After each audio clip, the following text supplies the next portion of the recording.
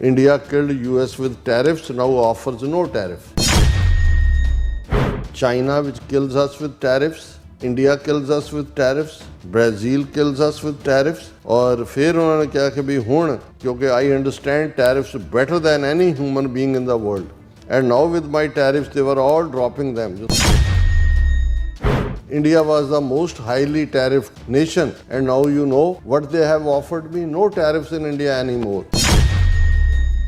ਕਿ ਹੁਣ ਉਹ ਮੈਨੂੰ ਕਹਿ ਰਹੇ ਨੇ ਅਸੀਂ ਕੋਈ ਟੈਰਿਫ ਨਹੀਂ ਲਾਉਂਦੇ, ਪਰ ਇਹ ਬਹੁਤ ਜਿਹੜਾ ਲੇਟ ਹੋ ਚੁੱਕਾ ਹੈ। They would never made that offer ਜੇ ਮੈਂ ਟੈਰਿਫ ਨਾ ਲਾਈਆਂ ਹੁੰਦੀਆਂ। So you have to have tariffs, we are going to be economically strong. Ro Khanna congressman ਹੈ, ਉਹਨੇ ਕਿਹਾ we can't allow Trump's ego to destroy strategic relationship with India. India ਨੇ Trump ਨੂੰ ਨੋਬਲ ਪੀਸ ਪ੍ਰਾਈਜ਼ ਲਈ nominate ਨਹੀਂ ਕੀਤਾ, ਇਸ ਲਈ ਜਿਹੜਾ ਟਰੰਪ ਹੈ ਉਹਦੀ ਈਗੋ ਹਰਟ ਹੋਈ ਹੈ, ਔਰ ਇਹ ਜਿਹੜਾ ਉਹਨਾਂ ਨੂੰ ਇੰਡੀਆ ਨੂੰ ਟਰਬਲ ਦੇ ਰਿਹਾ।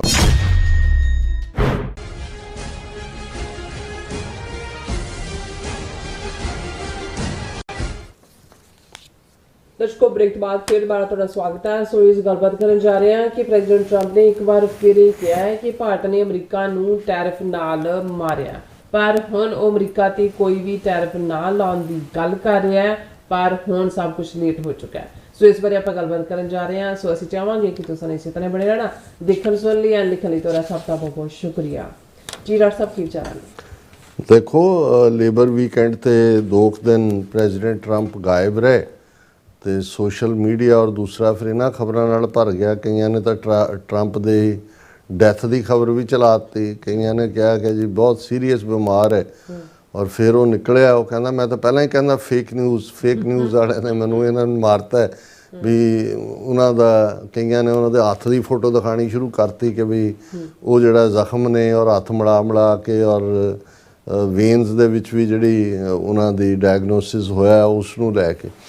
ਪਰ ਇੱਕ ਗੱਲ ਮੈਂ ਸਮਝਦਾ ਵੀ ਸ਼ਾਇਦ ਪ੍ਰੈਜ਼ੀਡੈਂਟ ਟਰੰਪ ਨੇ ਪਤਾ ਨਹੀਂ ਬਾਹਮਣਾ ਤੋਂ ਹੀ ਸਿੱਖੀ ਹੋਏਗੀ, ਜਾਂ ਖੁਦ ਵੀ ਇੱਕ ਉਹਨਾਂ ਦਾ ਹੋਏਗਾ ਕਿ ਵੀ ਜਿਹੜੀ ਗੱਲ ਫੜ ਲਈ ਉਹਨੂੰ ਫਿਰ ਛੱਡੋ ਨਾ, ਉਹਨੂੰ ਇੰਨੀ ਕੁ ਵਾਰੀ ਉਹਨੂੰ ਰੱਬ ਕਰੋ, ਰਗੜੋ, ਰਗੜ ਕੇ ਉਹ ਨੱਕ ਥੱਲੇ ਪਾ ਕੇ ਰਗੜੋ। ਉਹਦੇ 'ਚ ਜ਼ਾਹਰ ਹੈ ਇੱਕ ਤਾਂ ਇਹ ਸੀ ਵੀ ਇੰਡੀਆ ਪਾਕਿਸਤਾਨ ਦੀ ਜੰਗ ਰੁਕਵਾਈ, ਨਿਊਕਲੀਅਰ ਹੋ ਜਾਣੀ ਸੀ। ਉਹ 44-45 ਵਾਰੀ ਕਹਿ ਕੇ ਉਹ ਅਜੇ ਵੀ ਜਿੱਥੇ ਮੌਕਾ ਮਿਲਦਾ ਉਹ ਹੋ ਜਾਂਦਾ। ਹੁਣ ਟੈਰਿਫ ਦੇ ਉੱਤੇ ਇੰਡੀਆ ਨੂੰ ਸਿੰਗਲ ਆਊਟ ਕੀਤਾ ਹੋਇਆ, ਔਰ ਰਿਪੀਟਡਲੀ ਕੋਈ ਵੀ ਇੰਟਰਵਿਊ ਦੂਜਾ ਤੀਜਾ ਹੋਏਗਾ ਉਹ ਰਿਪੀਟ ਹੋਏਗਾ ਕਿ ਬਈ ਅਸੀਂ ਇਹਨਾਂ ਨੂੰ ਜਿਹੜਾ ਉਹ ਪੈਨਲਟੀ ਵੀ ਲਾਈ। ਇਹ ਜਿਹੜਾ ਟੈਰਿਫ ਕਿੰਗ ਮਹਾਰਾਜਾ ਬਣਿਆ ਹੋਇਆ ਸੀ। ਹੁਣ ਵੀ ਜਿਹੜਾ ਬਾਹਰ ਆਉਂਦਿਆਂ ਜਿਹੜਾ ਇੱਕ ਇੰਟਰਵਿਊ ਪ੍ਰੈਜ਼ੀਡੈਂਟ ਟਰੰਪ ਦਾ ਲੋਕਲ ਜਿਹੜਾ ਉਹ ਰੇਡੀਓ ਸ਼ੋਅ ਦੇ ਵਿੱਚ, ਉਹਦੇ 'ਚ ਉਹਨਾਂ ਨੇ ਕਿਹਾ India killed US with tariffs, now offers no tariff, ਕਿ ਜੀ ਇਹਨੇ ਸਾਨੂੰ ਮਾਰਿਆ ਟੈਰਿਫਸ ਦੇ ਨਾਲ ਹੀ। ਔਰ ਫਿਰ ਉਹਨਾਂ ਨੇ ਕਿਹਾ ਵੀ ਮੈਂ ਉਹ ਇੱਕ ਧਰਤੀ ਦਾ ਇਨਸਾਨ ਹੈ ਜਿਹੜਾ ਜਿਸ ਤੋਂ ਬਿਹਤਰ ਹੋਰ ਕੋਈ ਨਹੀਂ ਸਮਝਦਾ ਕਿ ਟੈਰਿਫ ਵਾਰ ਕੀ ਹੁੰਦੀ ਹੈ। ਔਰ ਉਹਦੇ 'ਚ ਉਹਨਾਂ ਨੇ ਕਿਹਾ they have tariffs against us, India the. China which kills us with tariffs, India kills us with tariffs, Brazil kills us with tariffs. ਔਰ ਫਿਰ ਉਹਨਾਂ ਨੇ ਕਿਹਾ ਕਿ ਵੀ ਹੁਣ ਕਿਉਂਕਿ I understand tariffs better than any human being in the world, ਕਿਸੇ ਵੀ ਇਨਸਾਨ ਤੋਂ ਬਿਹਤਰ ਮੈਂ ਸਮਝਦਾ। And now with my tariffs ਦੇ ਵਰ ਆਲ ਡਰੋਪਿੰਗ ਦੈਮ, ਜਦੋਂ ਹੁਣ ਮੈਂ ਟੈਰਿਫਸ ਲਾਈਆਂ ਸਾਰੇ ਦੌੜ ਗਏ। India was the most highly tariffed nation, and now you know what they have offered me, no tariffs in India any more, no tariffs. ਕਿ ਹੁਣ ਉਹ ਮੈਨੂੰ ਕਹਿ ਰਹੇ ਨੇ ਅਸੀਂ ਕੋਈ ਟੈਰਿਫ ਨਹੀਂ ਲਾਉਂਦੇ, ਪਰ ਇਹ ਬਹੁਤ ਜਿਹੜਾ ਲੇਟ ਹੋ ਚੁੱਕਾ ਹੈ। They would never made that offer ਜੇ ਮੈਂ ਟੈਰਿਫ ਨਾ ਲਾਈਆਂ ਹੁੰਦੀਆਂ। So you have to have tariffs, we are going to be economically strong, ਕਿ ਅਸੀਂ ਆਰਥਿਕ ਤੌਰ 'ਤੇ ਬੜੇ ਮਜ਼ਬੂਤ ਹੋਣ ਜਾ ਰਹੇ। ਔਰ ਉਹਨਾਂ ਨੇ ਇਹ ਕਿਹਾ ਕਿ ਵੀ ਦੇਖੋ ਇੰਡੀਆ ਦਾ ਹਾਲ ਸਾਡਾ ਐਡਵਾਂਟੇਜ ਲੈਂਦੇ ਰਹੇ ਨੇ। ਔਰ ਈਵਨ ਜਦੋਂ ਅਸੀਂ ਇਹ ਗੱਲ ਕਰ ਰਹੇ ਹਾਂ, ਉਹਨਾਂ ਨੇ ਕਿਹਾ ਵੀ ਅਸੀਂ ਈਵਨ ਇੰਡੀਆ ਨੇ ਹਾਰਲੀ ਡੇਵਿਡਸਨ ਮੋਟਰਸਾਈਕਲਸ ਦੇ ਉੱਤੇ ਇੰਨਾ ਟੈਰਿਫ 200% ਟੈਰਿਫ ਲਾਇਆ ਸੀ। So what happened, Harley Davidson went to India and built a motorcycle plant, and now they don't have to pay tariff, same thing as us. ਕਹਿੰਦੇ ਵੀ ਉਹ tariff ਲਾਈ ਗਏ, 200% ਲਾਇਆ ਸੀ, ਫਿਰ ਕਹਿੰਦਾ ਉਹਨਾਂ ਨੇ ਜਾ ਕੇ ਉੱਥੇ ਪਲਾਂਟ ਲਾਇਆ। ਉਹੀ ਕਹਿੰਦਾ ਕੰਮ ਅਸੀਂ ਕਰ ਰਹੇ ਹਾਂ ਵੀ ਅਸੀਂ ਇੱਥੇ ਜਿਹੜੀ ਹੈ ਇਨਵੈਸਟਮੈਂਟ ਕਰਵਾ ਰਹੇ ਤਾਂ ਕਿ ਜਿਹੜੀ ਹੈ ਉਹ ਕਿਸੇ ਨੂੰ ਇਹ ਮੌਕਾ ਨਾ ਬਣੇ ਕਿ ਵੀ ਉਹ ਸਾਡੇ ਤੋਂ ਸਾਡਾ ਕਾਰੋਬਾਰ ਖੋਏ ਅਨਐਮਪਲੋਇਮੈਂਟ ਇੱਥੇ ਹੋਏ। ਫਿਰ ਜਿਹੜੀ ਗੱਲ ਹੁਣ ਇੰਡੀਆ ਨੇ ਜਿਹੜੀ ਆਪਣੀ ਸੌਫਟ ਪਾਵਰ ਇੱਥੇ ਰੱਖੀ ਹੋਈ ਹੈ, ਜਿਹੜੇ ਕੋਈ ਕਾਂਗਰਸਮੈਨ, ਕੋਈ ਐਕਸ ਸਿਕਿਉਰਿਟੀ ਐਡਵਾਈਜ਼ਰ, ਕੋਈ ਹੁਣ ਉਹ ਸਾਰੇ ਐਕਟਿਵ ਕੀਤੇ ਹੋਏ ਨੇ ਕਿ ਜੀ ਟਰੰਪ ਨੇ 25-30 ਸਾਲ ਦੀ ਰਿਲੇਸ਼ਨਸ਼ਿਪ ਖਰਾਬ ਕਰਤੀ। ਔਰ ਦੂਸਰਾ ਇਹ India US relationship trust defines partnership not tariffs, ਵੀ ਟੈਰਿਫ ਤਾਂ ਕੋਈ ਨਹੀਂ ਇੰਡੀਆ ਝੱਲ ਲਏਗਾ, ਔਖਾ ਸੌਖਾ ਵੱਧ ਗਏ ਘਟ ਗਏ, ਪਰ ਜਿਹੜਾ ਟਰਸਟ ਦਾ ਟੁੱਟਣਾ ਹੈ, ਟਰਸਟ ਡੈਫਿਸਿਟ ਹੈ, ਇਹ ਬੜਾ ਨੁਕਸਾਨਦੇਹ ਹੈ। ਔਰ ਇਸ ਦੇ ਉੱਤੇ ਈਵਨ ਆ ਜਿਹੜਾ ਅਮਰਨਾਥ ਵਿਦਿਆ ਅਲੰਕਾਰ ਦਾ ਪੋਤਾ ਆਪਣੇ ਆਪ ਨੂੰ ਕਹਿਣ ਵਾਲਾ ਔਰ ਰਾਓ ਖੰਨਾ ਕਾਂਗਰਸਮੈਨ ਆ, ਉਹਨੇ ਕਿਹਾ we can't allow Trump's ego to destroy strategic relationship with India. ਇਹ ਹੁਣ ਡੈਮੋਕ੍ਰੈਟ ਇੰਡੀਆ ਦੇ ਹੱਕ 'ਚ ਖੜੇ ਹੋਣ ਲੱਗੇ ਨੇ। ਔਰ ਉਹਦੇ 'ਚ ਉਹਨੇ ਰਾਓ ਖੰਨਾ ਨੇ ਕਿਹਾ ਟਰੰਪ ਐਡਮਿਨਿਸਟ੍ਰੇਸ਼ਨ ਨੂੰ ਕਿ ਵੀ ਇਹ 50% ਟੈਰਿਫ ਇੰਡੀਅਨ ਗੂਡਸ 'ਤੇ ਲਾਣਾ, ਇਹ ਜਿਹੜੀ ਹੈ ਡੋਨਾਲਡ ਟਰੰਪ ਦੀ ਈਗੋ ਦਾ ਨਤੀਜਾ ਹੈ। ਔਰ ਇਹ ਜਿਹੜੀ ਇੰਡੀਆ ਨਾਲ ਸਟ੍ਰੈਟੇਜਿਕ ਰਿਲੇਸ਼ਨਸ਼ਿਪ ਹੈ, ਇਹ ਡਿਸਟਰੋਏ ਕਰਨ ਦੀ ਲਾਈਨ ਹੈ। ਇਹ ਕਿਸੇ ਵੀ ਮੁਲਕ ਤੋਂ ਜ਼ਿਆਦਾ ਇੰਨੇ ਟੈਰਿਫ ਲਾਣੇ, ਬ੍ਰਾਜ਼ੀਲ ਤੋਂ ਵੀ ਜ਼ਿਆਦਾ, ਈਵਨ ਚਾਈਨਾ ਤੋਂ ਵੀ ਜ਼ਿਆਦਾ। It is hurting India's export of leather and textiles into United States. ਔਰ ਹੁਣ ਇਹਨਾਂ ਨੂੰ ਕੋਈ ਪੁੱਛੇ ਵੀ ਤੂੰ ਕਾਂਗਰਸਮੈਨ ਹੈ, ਅਮਰੀਕਨ ਲੋਕਾਂ ਦਾ ਇੰਟਰਸਟ ਰਿਪਰੈਜ਼ੈਂਟ ਕਰਦਾ, ਇੰਡੀਆ ਦੇ ਜੌਬ ਹਰਟ ਹੁੰਦੇ ਨੇ ਕਿ ਅਨਐਮਪਲੋਇਮੈਂਟ, ਤੁਹਾਨੂੰ ਐਡਾ ਕੀ ਫਿਕਰ ਹੈ, ਤੂੰ ਆਪਣਾ ਅਮਰੀਕਾ 'ਚ ਦੇਖ।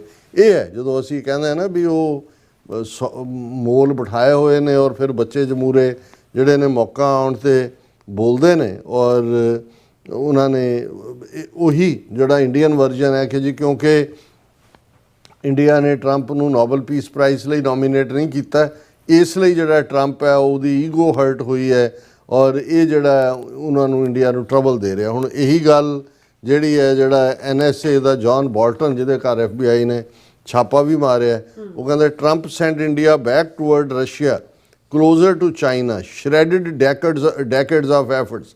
ਇਹ ਵੀ ਉਹ ਸਾਰੇ ਉਸ ਦੌਰ ਦੇ ਜਿਹੜੇ ਟਰੰਪ ਦੇ ਡਿਟਰੈਕਟਰ ਨੇ ਕਿ ਜੀ ਟਰੰਪ ਨੇ ਇੰਡੀਆ ਨੂੰ ਰੂਸ ਦੀ ਔਰ ਚੀਨ ਦੀ ਜਿਹੜੀ ਹੈ ਉਹ ਗੋਦ ਦੇ ਵਿੱਚ ਵਾਪਸ ਸੁੱਟ ਦਿੱਤਾ ਹੈ। ਔਰ ਜਿਹੜੀ ਡੈਕੇਡਸ ਆਫ ਐਫਰਟਸ, ਕਈ ਦਹਾਕਿਆਂ ਦਾ ਜਿਹੜਾ ਅਮਰੀਕਾ ਦਾ ਐਫਰਟ ਸੀ ਭਾਰਤ ਨੂੰ ਨੇੜੇ ਲਿਆਉਣ ਦਾ, ਉਹਨੂੰ ਸ਼੍ਰੈਡਡ, ਉਹਨੂੰ ਟੁਕੜੇ ਕਰ ਦਿੱਤਾ।